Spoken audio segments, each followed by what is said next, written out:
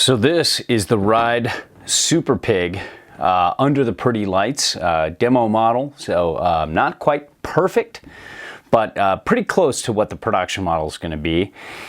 And there's already an in-depth review above. This is just to kind of talk about, you know, the specs and kind of see it under the pretty lights and look at some things that you don't often see, you know, with other reviews. First off, you can see there's just a little mellow camber going on here to a little mellow early rise. Little more early rise in the nose than the tail.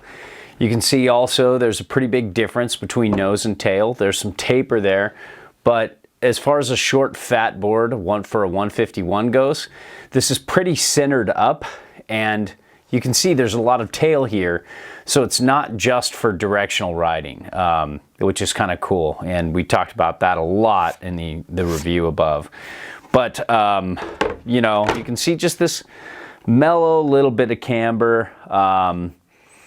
Camber will vary from board to board, but in general, Ride likes a, you know, a mellow rise in the middle of camber, kind of going slowly down and transitioning long flat transition into early rise.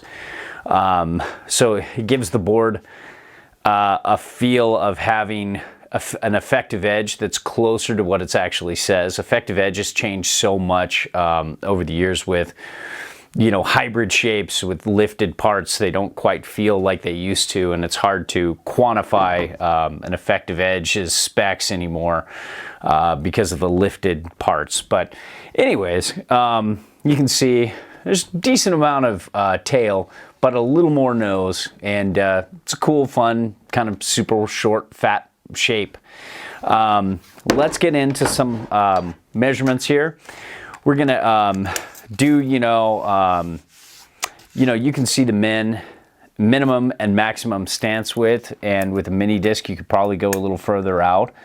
But just looking at the width from the back insert, you know, the back of the back and the front of the back, you can kind of see like this is about 28.2 or 3 centimeters wide there. And at the front insert, you're looking at 27.3 about, 27.2, 27.3.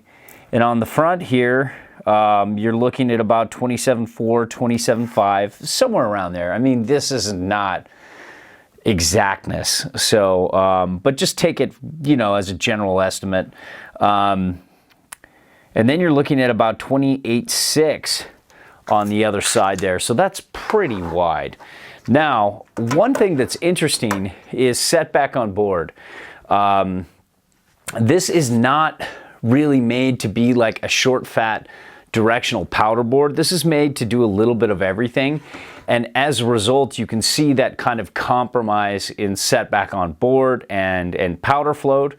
It's good, but it's just not like amazing. It's pretty good compared to most all mountain boards, especially for its size. But if you look at the Superpig and you set it all the way back at 22.75 with normal discs, that means you put one here, and from the middle, that's 22.75 wide.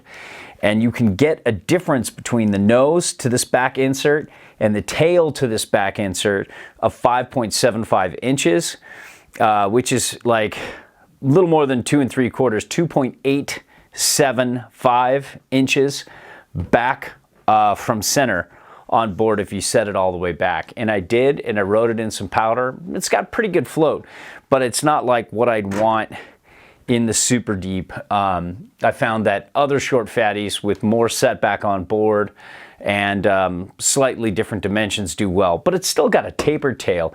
It's still got a lot of surface area for its size. So it does have good float, especially if you're coming off a twin or like an all mountain board and you're kind of thinking about giving this a go, you're going to be impressed. But if you're, you know, riding it against super like set back on board free ride boards, you might not be. So, but you know, it's good. All in all, it's okay. it's a compromise board. It's meant to do everything pretty well, and it does it better than average, so that's all you can expect with, you know, boards that try to do a little bit of everything. You've got this base that's just nice, black, easy to repair, just a little die cut in places that don't really matter as much. And the bass has good glide to it. Not amazing, it's wax, but it's got a pretty aggressive bass grind. And, you know, in the conditions I was in, I'm not sure if that was the best, you know, the best thing. But I'd say all in all, the production model that you get will probably be better than what I have. So there you have the Ride Superpig.